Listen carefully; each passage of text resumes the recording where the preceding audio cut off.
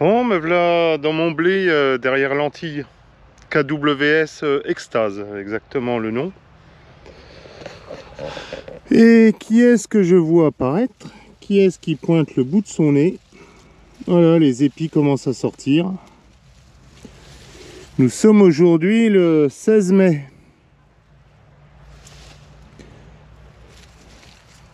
Donc voilà, la dernière feuille est très belle, elle est bien verte.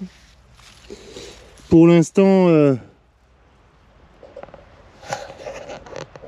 zéro fongicide. Hein, étant donné que les maladies se développent surtout quand il fait très humide. Sauf certaines, mais bon, la septo contre laquelle on lutte depuis des années se développe quand il fait très humide et quand il pleut. Et bien là, c'est pas le cas, il n'y a pas plu. Ce matin, il est tombé 1 mm, je crois. Donc c'est pas avec ça que ça va faire pousser les choses. Et ben c'est tout, j'attends encore, il n'y a pas de maladie, je traite pas. Voilà, c'est pas compliqué. C'est bon pour le portefeuille.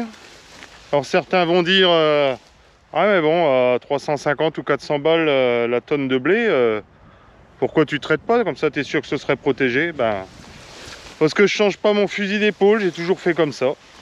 J'observe, c'est malade, et ben je profite de la chimie pour traiter. C'est pas malade, je ne traite pas. Voilà, c'est tout. Bon allez, je continue mon tour de plaine. Bon allez, ce coup-ci, on est dans mon orge de printemps semé cet hiver. Donc on est toujours le 16 mai. Donc semé le 28 octobre, si je me rappelle bien. Donc voilà, ça fait un moment qu'elle est épiée. On voit même ici les étamines. Je ne sais pas si on le verra à la caméra, vous voyez ça là. Elle est en fleurs, tout simplement.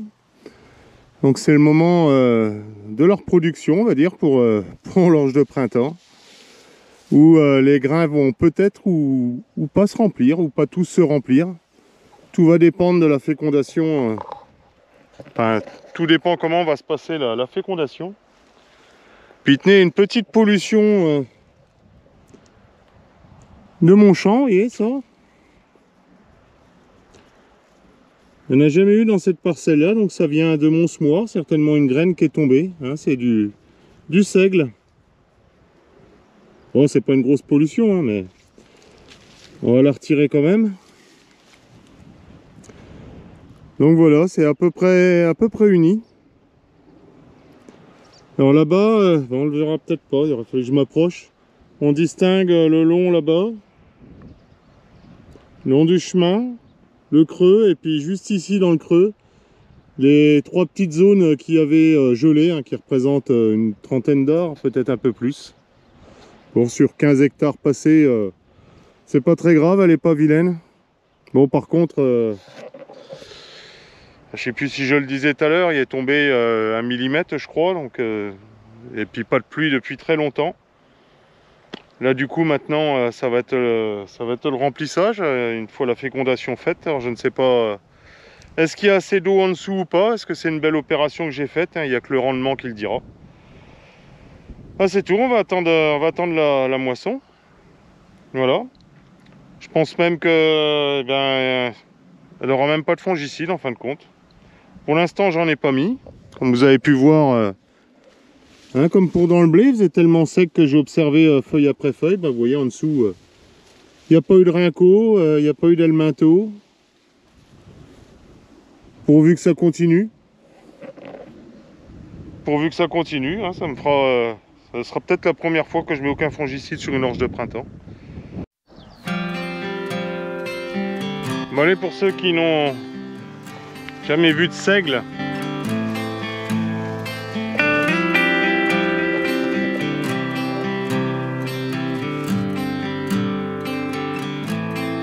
je trouve que c'est une plante qui est magnifique, elle flotte au vent. Les épis et un peu, ils font facilement 15 cm de long.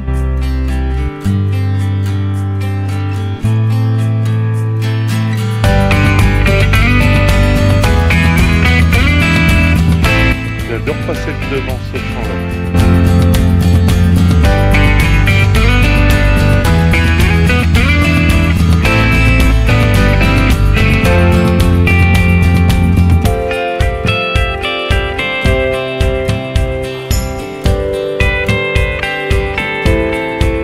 Bon allez, je continue mon tour de plaine. À plus.